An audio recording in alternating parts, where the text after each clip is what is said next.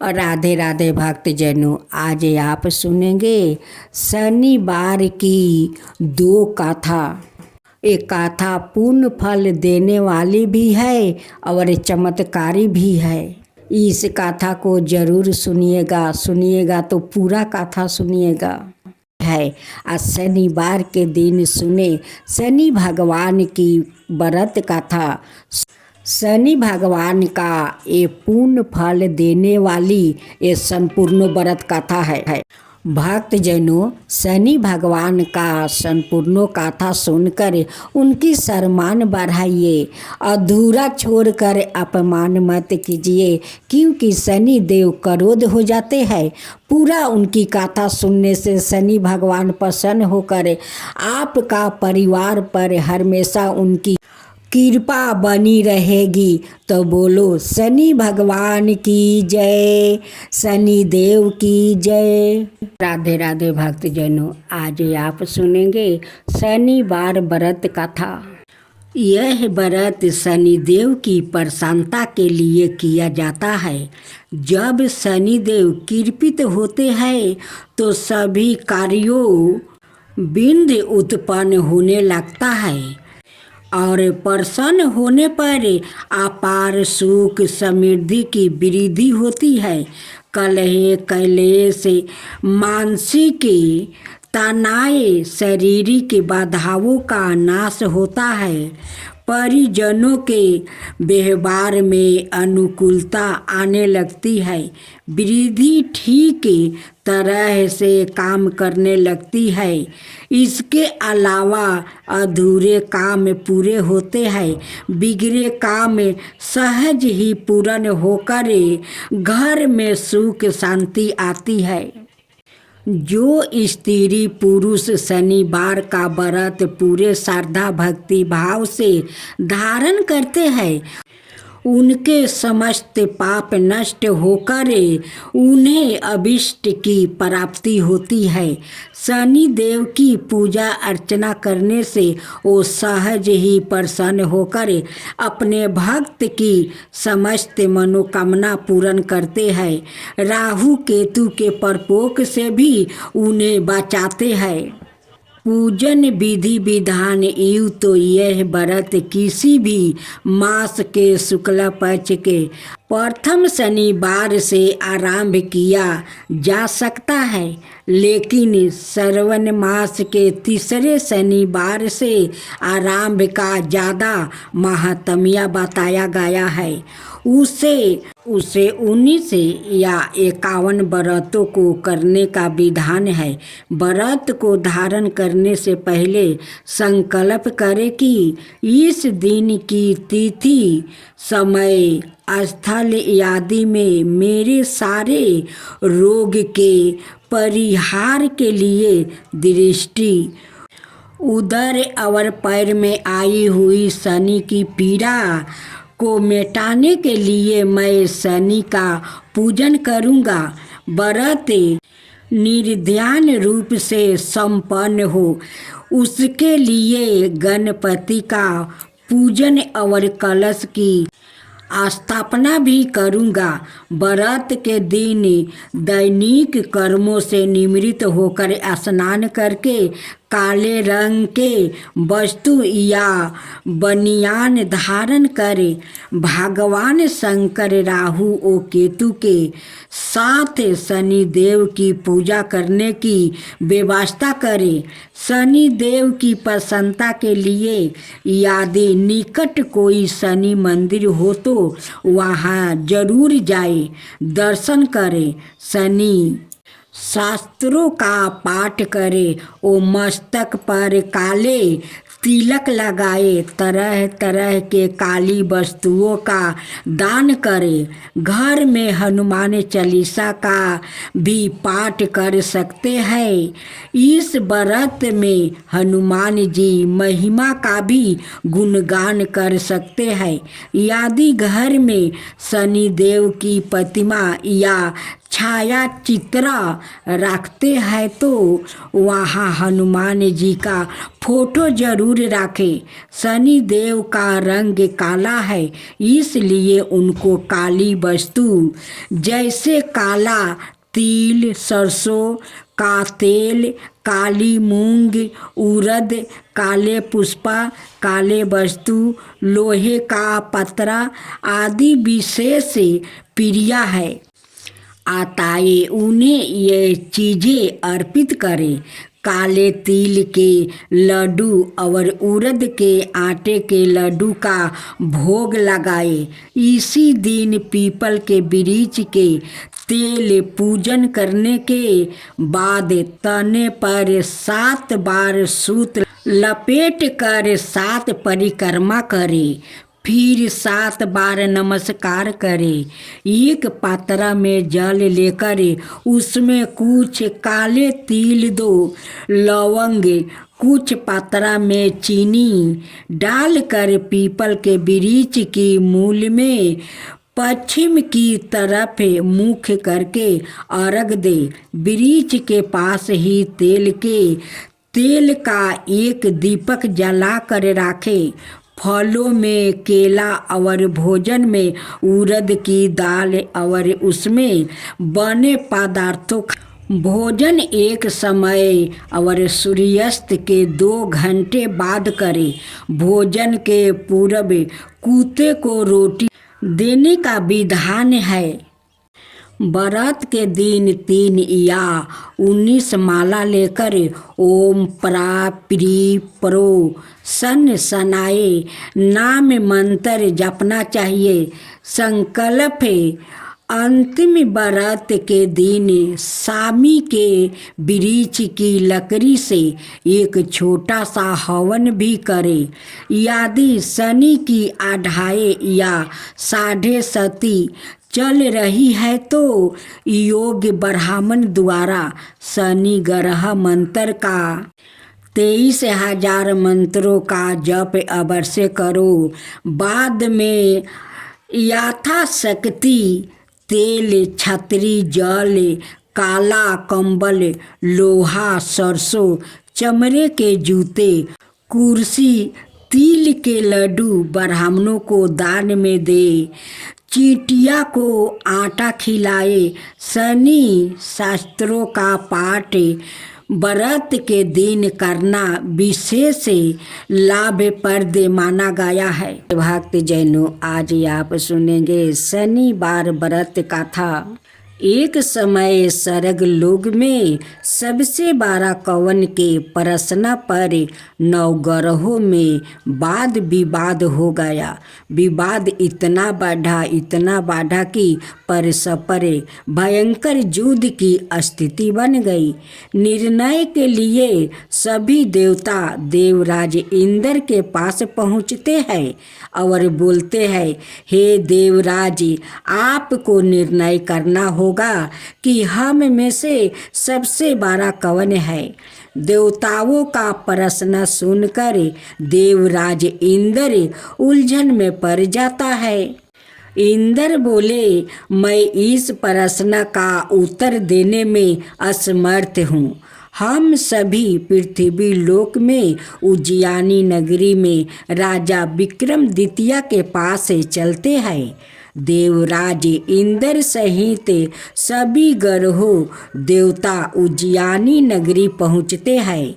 महल में पहुंचकर जब देवताओं ने उनसे अपना प्रश्न पूछा तो राजा विक्रमादित्य भी कुछ देर के लिए परेशान हो उठे, क्योंकि सभी देवता अपनी अपनी शक्तियों के कारण महान है। किसी को भी छोटा या बड़ा कह देने से उनके क्रोध के प्रकोप से भयंकर हानि पहुंच सकती थी।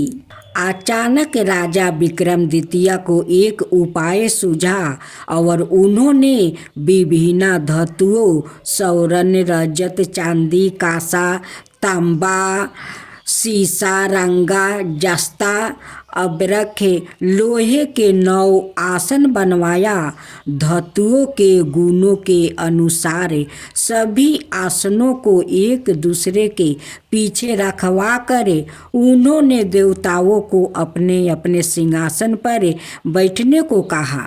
देवताओं के बैठने के बाद राजा विक्रमादित्य ने कहा कि आपका निर्णय तो सवाय हो गया।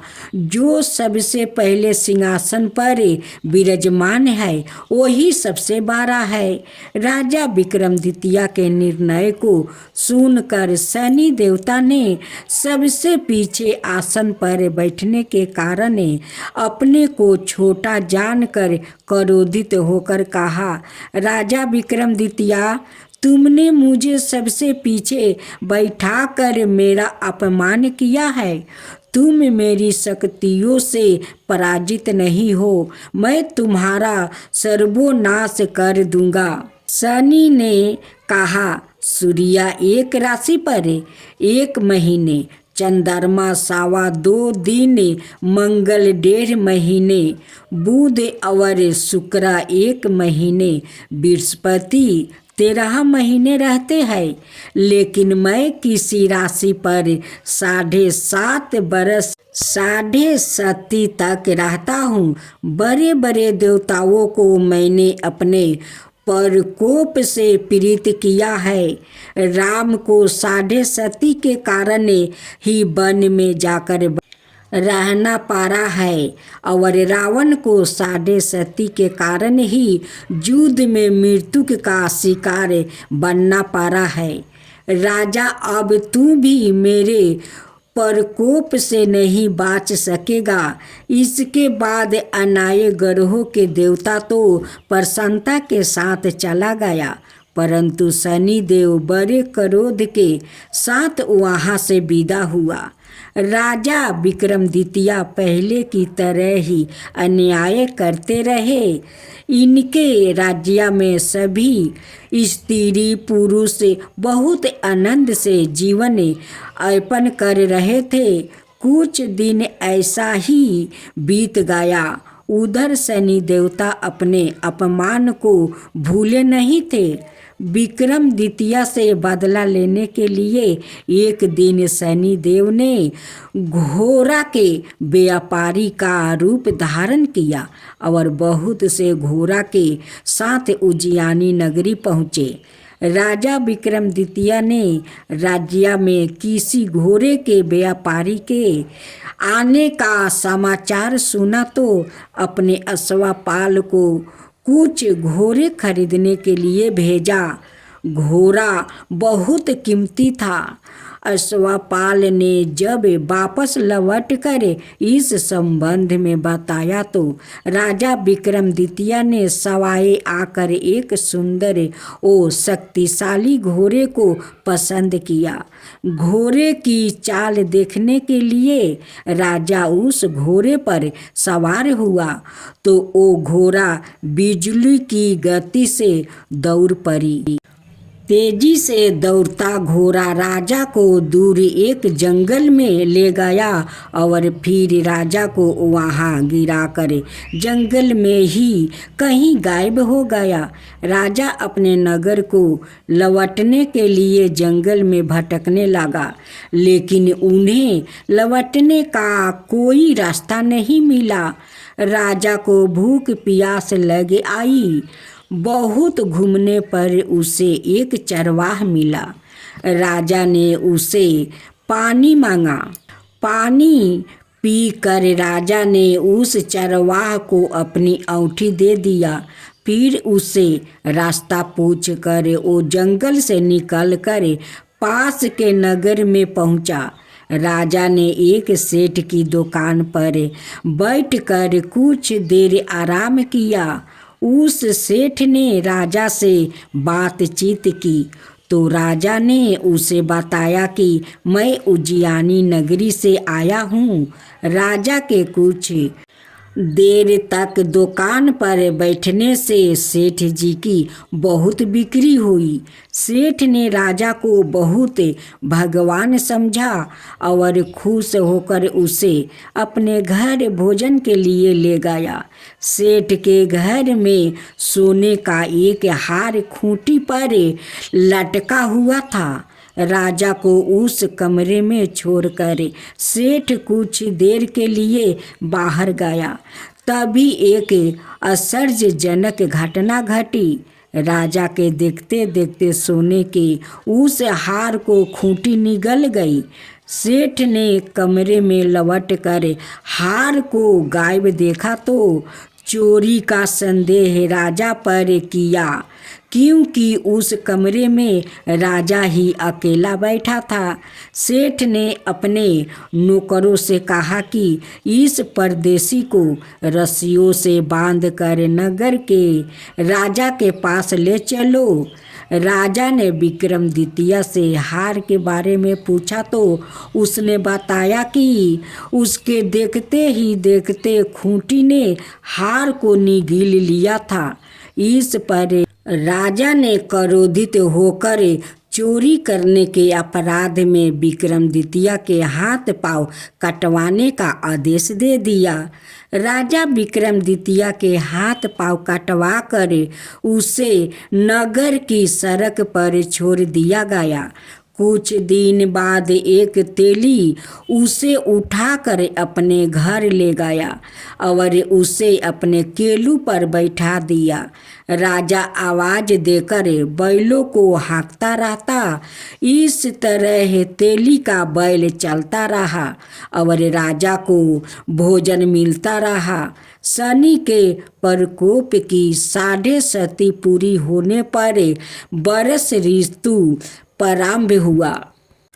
राजा विक्रमादित्य एक रात मेघ मल्हार गा रहा था कि तभी नगर के राजा की लड़की राजकुमारी मोहिनी रथ पर सवार उस तेली के घर के पास से गुजर रही थी। उसने मेघ मल्हार सुना तो उसे बहुत अच्छा लगा और दासी को भेजकर गाने वाले को बोला लाने को कहा। दासी ने लौट कर राजकुमारी को अपंग के राजा के बारे में सब कुछ बता दिया। राजकुमारी उसके मेघ मल्हार से बहुत मोहित हुई। अतः उसने सब कुछ जानकर भी अपंग राजा से विवाह करने का निश्चय कर लिया। राजकुमारी ने अपने माता पिता से जब यह बात कही तो वो हैरान रह गई। रानी ने मोहिनी को समझाया, बेटी तेरे भाग्य में तो किसी राजा की रानी होना लिखा है, फिर तू उस अपंग से विवाह करके अपने पाँव पर कुल्हाड़ी क्यों मार रही है। राजकुमारी ने अपनी जिद नहीं छोड़ी। अपनी जिद पूरी करने के लिए उसने भोजन करना छोड़ दिया और प्राण त्याग देने का निश्चय कर लिया। आखिर राजा रानी को बेबस होकर अपंग विक्रमादित्य से राजकुमारी का विवाह करना पड़ा। विवाह के बाद राजा विक्रमादित्य और राजकुमारी तेली के घर में रहने लगी। उसी रात सपने में शनिदेव ने राजा से कहा, राजा तुमने मेरा परपोक देख लिया है। मैंने तुम्हें अपना अपमान का दंड दिया है। राजा ने शनिदेव से क्षमा करने को कहा और प्रार्थना की, हे शनिदेव आपने जितना दुख मुझे दिया है अनाय किसी को नहीं देना। शनिदेव ने कुछ सोचकर कहा, राजा मैं तुम्हारी प्रार्थना स्वीकार करता हूँ। जो कोई स्त्री पुरुष मेरी पूजा करेगा, शनिवार को व्रत करके मेरी व्रत कथा सुनेगा, उस पर मेरी अनुकंपा बनी रहेगी। प्रात काल राजा विक्रमादित्य की नींद खुली तो अपने हाथ पांव देख कर राजा को बहुत खुशी हुआ। उसने मन ही मन शनिदेव को प्रणाम किया। राजकुमारी भी राजा के हाथ पांव सही सलामत देखकर आश्चर्य में डूब गई। तब राजा विक्रमादित्य ने अपना परिचय देते हुए शनिदेव के परपोक की सारी कहानी सुनाई। सेठ को जब इस बात का पता चला तो दौड़ता हुआ तेली के घर पहुंचा और राजा के चरणों में गिरकर क्षमा मांगने लगा। राजा ने उसे क्षमा कर दिया क्योंकि यह सब तो शनिदेव के परपोक के कारण हुआ था। सेठ राजा को अपने घर ले गया और उसे भोजन करवाया। भोजन करते समय वहाँ एक आश्चर्यजनक घटना घटी। सबके देखते देखते उस खूंटी ने हार उगील दिया। सेठ जी ने अपनी बेटी का विवाह भी राजा के साथ कर दिया और बहुत से स्वर्ण आभूषण धन आदि देकर राजा को विदा किया। राजा विक्रमादित्य राजकुमारी मोहिनी और सेठ की बेटी के साथ उज्जैनी पहुँचे तो नगरवासियों ने हर्ष से उनका स्वागत किया। अगले दिन राजा विक्रमादित्य ने पूरे राज्य में घोषणा करवाई कि शनिदेव सब देवों में सर्वश्रेष्ठ है। प्रत्येक स्त्री पुरुष शनिवार को उनका व्रत करो और व्रत कथा अवश्य सुनो। राजा विक्रमादित्य की घोषणा से शनिदेव बहुत प्रसन्न हुए। शनिवार का व्रत करने और व्रत कथा सुनने के कारण सभी लोगों की मनोकामना शनिदेव की अनुकंपा से पूरी होने लगी। सभी लोग आनंद पूर्वक रहने लगे। कथा इस प्रकार है। शास्त्रों के अनुसार रामायण काल में एक समय शनि को अपने बल और पराक्रम पर घमंड हो गया था। उस काल में हनुमान जी की बल और पराक्रम की कीर्ति चारों दिशाओं में फैली हुई थी। जब शनि को हनुमान जी की संबंध में जानकारी प्राप्ति हुई तो शनि बजरंग बली से युद्ध करने के लिए निकल पड़े। एक शांत स्थान पर हनुमान जी अपने स्वामी श्री राम की भक्ति में लीन बैठे थे। तभी वहाँ शनिदेव आ गया और उन्होंने बजरंग बली को युद्ध के लिए ललकारा है। युद्ध की ललकार सुनकर हनुमान जी शनिदेव को समझाने का प्रयास बहुत किया, लेकिन शनि नहीं माने और युद्ध के लिए आमंत्रित करने लगा। अंत में हनुमान जी भी युद्ध के लिए तैयार हो गया है। दोनों के बीच घमासान युद्ध हुआ। हनुमान जी ने शनि को बुरी तरह परास्त कर दिया। युद्ध में हनुमान जी द्वारा किया गया प्रहारों से शनिदेव के पूरे शरीर में भयंकर पीड़ा हो रही थी। इस पीड़ा को दूर करने के लिए हनुमान जी ने शनि को तेल दिया। इस तेल को लगाते ही शनिदेव की समस्त पीड़ा दूर हो गई। तभी से शनिदेव को तेल अर्पित करने की परंपरा आ रही है।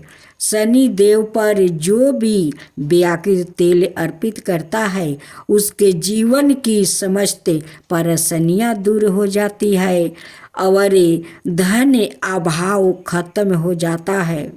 जबकि एक अन्य कथा के अनुसार जब भगवान की सेना ने सागर सेतु बांध लिया तब राक्षस इसे हानि ना पहुंचा सके। उसके लिए पवन सुत हनुमान को उसकी देखभाल की जिम्मेदारी सौंपी गई। जब हनुमान जी शाम के समय अपने इष्ट देव राम के ध्यान में मगन था, तभी सूर्य पुत्र शनि ने अपना काला करूप चेहरा बनाकर क्रोध पूर्वक कहा, हे बानर, मैं देवताओं में शक्तिशाली शनि हूँ। सुना है तुम बहुत बलशाली हो। आंखें खोलो और मेरे साथ युद्ध करो। मैं तुमसे युद्ध करना चाहता हूँ। इस पर हनुमान जी ने विनम्रता पूर्वक कहा, इस समय मैं अपने प्रभु को याद कर रहा हूँ। आप मेरी पूजा में विघ्न मत डालिए। आप मेरे आदरणीय है, कृपा करके आप यहाँ से चला जाए। जब शनि देव लड़ने पर उतर आया तो हनुमान जी ने अपनी पोछ में लपेटना शुरू कर दिया, फिर उन्हें कसना आरंभ कर दिया। जोर लगाने पर भी शनि उस बंधन से मुक्ति ना होकर पीड़ा से व्याकुल होने लगा। हनुमान ने फिर सेतु की परिक्रमा कर शनि के घमंड को तोड़ने के लिए पत्थरों पर पोछ को झटका दे देकर पटकना शुरू कर दिया। इससे शनि का शरीर लहूलुहान हो गया, जिससे उनकी पीड़ा बढ़ती गई। तब शनि देव ने हनुमान जी से प्रार्थना की कि मुझे बंधन से मुक्ति कर दीजिए। मैं अपने अपराध की सजा पा चुका हूँ, फिर मुझसे ऐसी गलती नहीं होगी। तब हनुमान जी ने जो तेल दिया उसे घाव पर लगाते ही शनि देव की पीड़ा मिट गया। उसी दिन से शनि देव को तेल चढ़ाया जाता है, जिससे उनकी पीड़ा शांत हो जाती है और वो प्रसन्न हो जाते हैं। शनि को तेल अर्पित करते समय ध्यान रखें यह बात, शनि देव की प्रतिमा को तेल चढ़ाने से पहले तेल में अपना चेहरा अवश्य देखो। ऐसा करने पर शनि के दोष से मुक्ति मिलती है। धन संबंधी कार्यों में आ रही रुकावट दूर हो जाती है और सुख समृद्धि बनी रहती है। भक्तजनों, अब आप सुनेंगे देवी काली की कथा। देवी काली को शक्ति का साक्षात स्वरूप माना जाता है। माता रानी अपने भक्तों पर दया दृष्टि रखती है, लेकिन दुष्ट और दुराचारियों पर विध्वंस भी करती है। महिषासुर अति बलशाली दैत्य था, जिसका संहार देवता भी नहीं कर सके। इसलिए देवी काली का जन्म हुआ। धार्मिक ग्रंथों में माँ काली के जन्म यह अवतार को लेकर कई मत है, लेकिन सबर मनाए मत यही है कि माँ काली का अवतार दैत्यों के संहार के लिए हुआ था।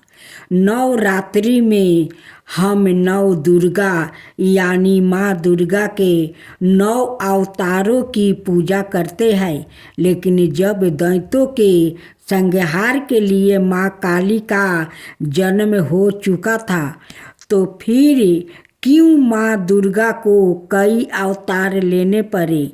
आइए जानते हैं इसके बारे में। काली माँ की कहानी छठी सातवीं के देवी महात्म्य के प्रथम अध्याय में काली को महाकाली के रूप में दर्शाया गया है।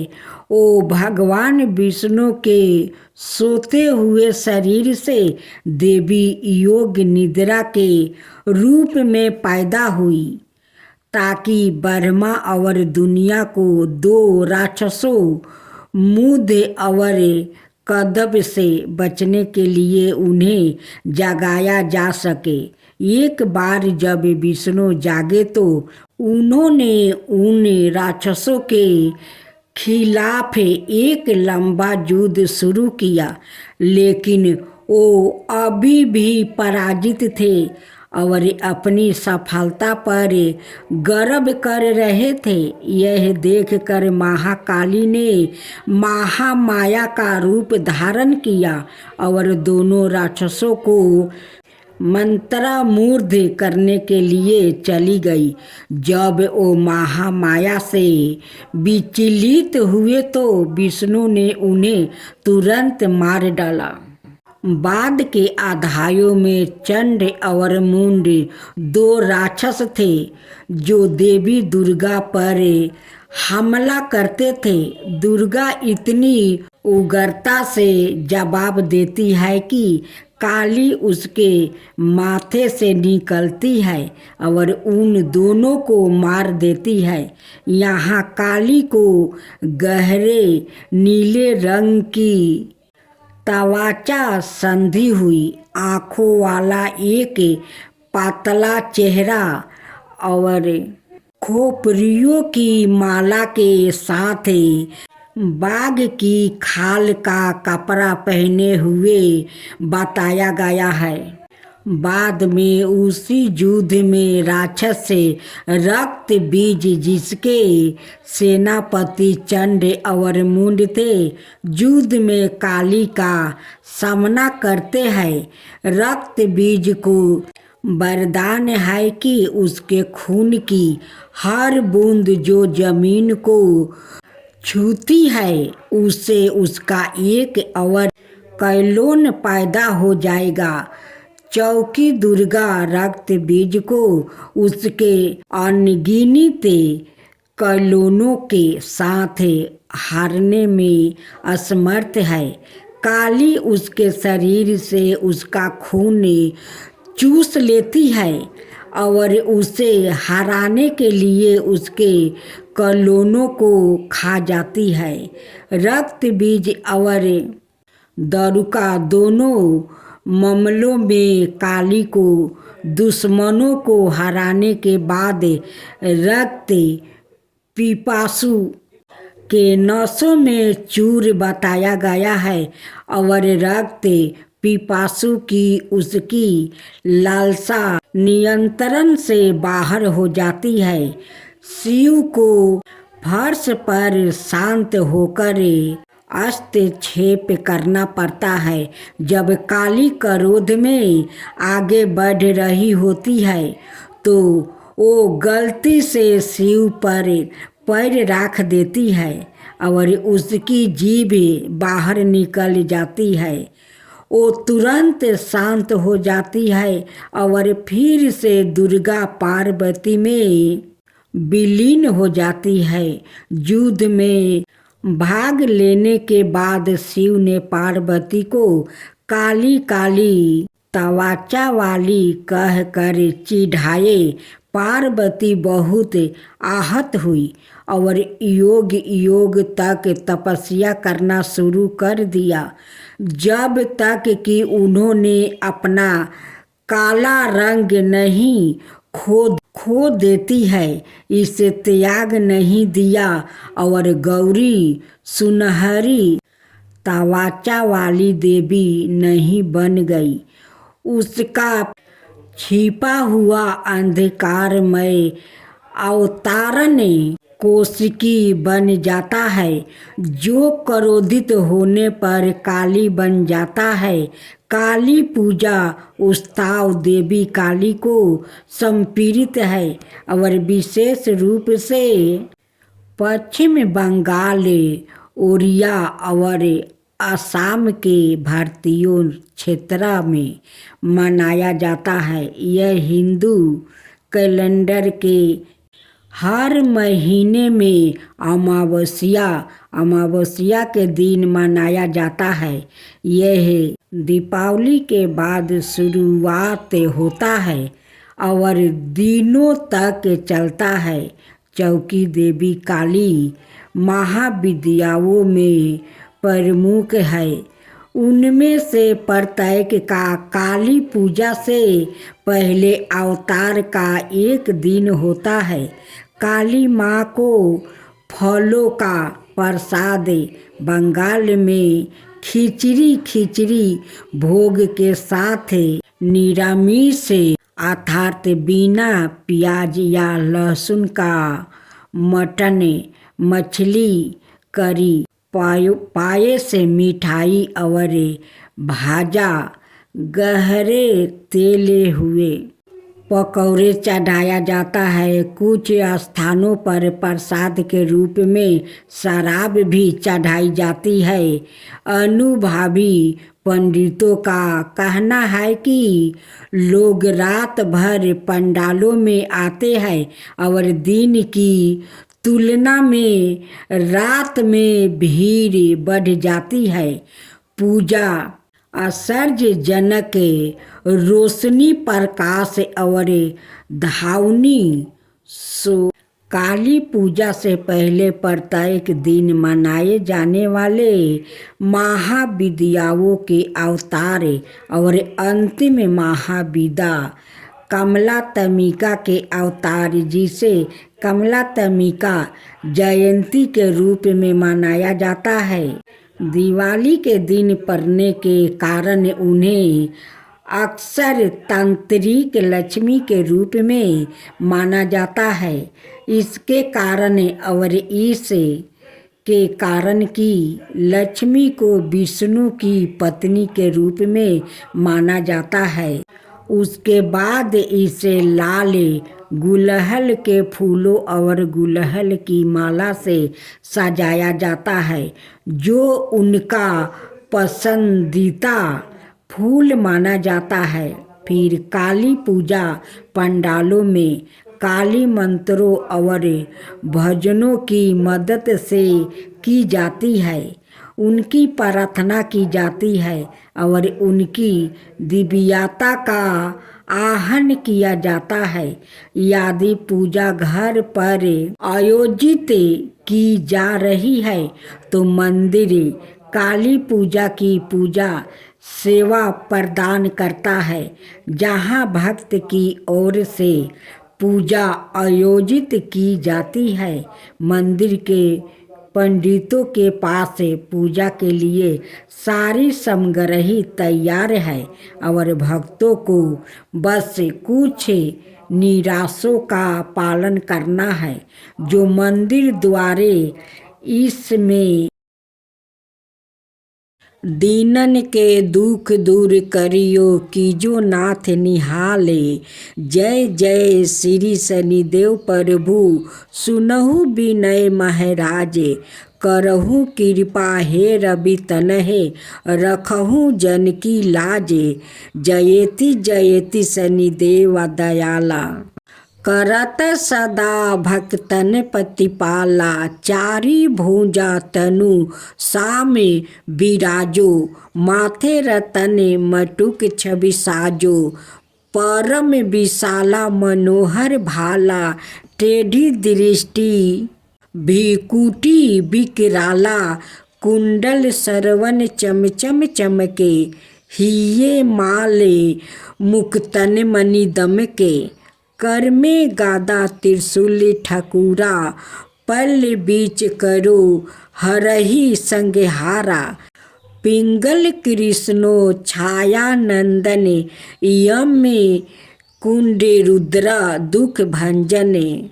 सोरी मंदे शनि दासा नामा भानुपुत्र पूजहि सब कामा। जा पर प्रभु प्रसन्न हो जाई रंगहु रावण करो छन माही। पर्वतहु तीरीन होई निहारत तीरिनहु को पर्वत करी डालते। राज मिलते बने रामहि दिनहु के कही की मति हरि लिनहु। बनहु में मिर्ग कपट देखाई मातु जानकी गई चोराई। लखन ही सकती बिकराले करी डारा, मची दल में हाहाकारा। रावण की गति मति बुराई, रामचंद्र सो बैर बढ़ाई। दियो कीटी करी कंचन लंका, बजी बजरंग वीर की डंका। निरीप विक्रम पर तू ही पंगु धारा, चित्रा मौर्य निगिले गयो हारा। हार नवलाखा लायो चोरी, हाथ पैर डलवायो तोरी। भारी दासा निरकष्ट देखायो, तेलही घर में केलू चलवायो। विनय रंग दीपक माहे किनहो, तब प्रसन्न प्रभु हो सुख दिनहो। हरिचंद्र निरीप नारी बिकानी, आपहु भरो डोम घर पानी। तैसे नल पर दासा सिरानी, भूजी बीन कूद गई पानी। श्री शंकराही गरहो जब जाई, पार्वती को सती कराई। तनिक बिलोकत ही करी रीसा, नाभ उड़ी गयो गौरी सूत सीसा।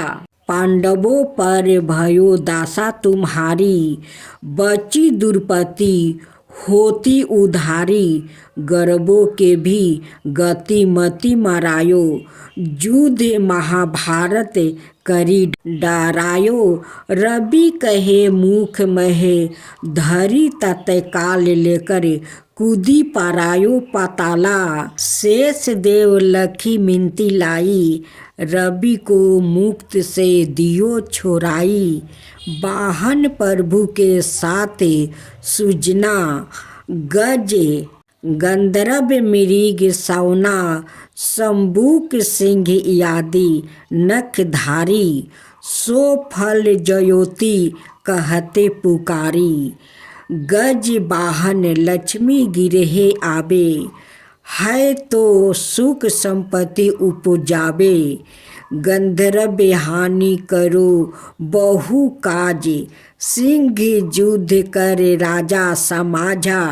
जम्बूक बुद्धि नष्ट करी डारो, मृग दे कष्ट प्राण संहारो। जब ओही प्रभु वाहन सवारी, चोरी आदि होयो डर भारी। तैसा ही चारी चरण यह नामा, सौरन लोहा चांदी औरी तांबा। लोहे चरण पर जब प्रभु आवे, धन संपत्ति नष्ट करावे।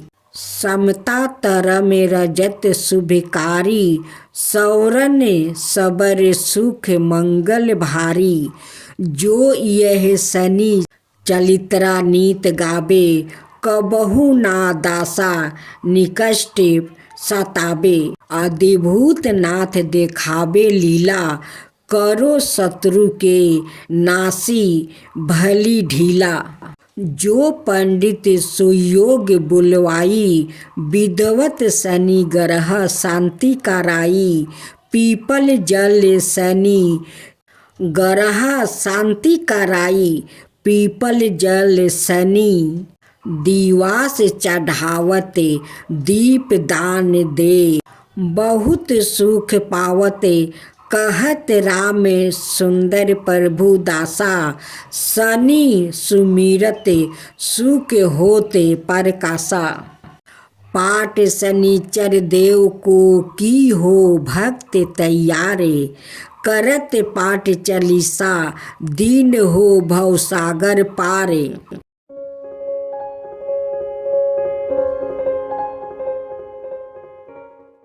जय जय श्री शनिदेव, भक्तन की हितकारी।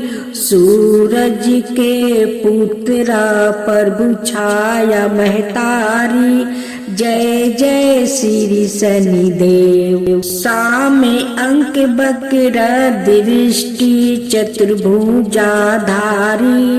नीलंबर धारण नाथ गजा किया सवारी। जय जय श्री शनिदेव। किरीट मुटुक शिशिराजित दीपक है लीलारी मुक्तन की माला गल शोभिती बलिहारी। जय जय श्री शनिदेव। मोदक मिष्टन पान चढ़त है सोपारी लोहा तिल तेल उर्दी महिषी अति प्यारी। जय जय श्री शनिदेव। देव दनुज ऋषि मुनि सुमिरन नर नारी विश्वानाथ धरत ध्यान शरण है तुम्हारी। जय जय श्री शनिदेव।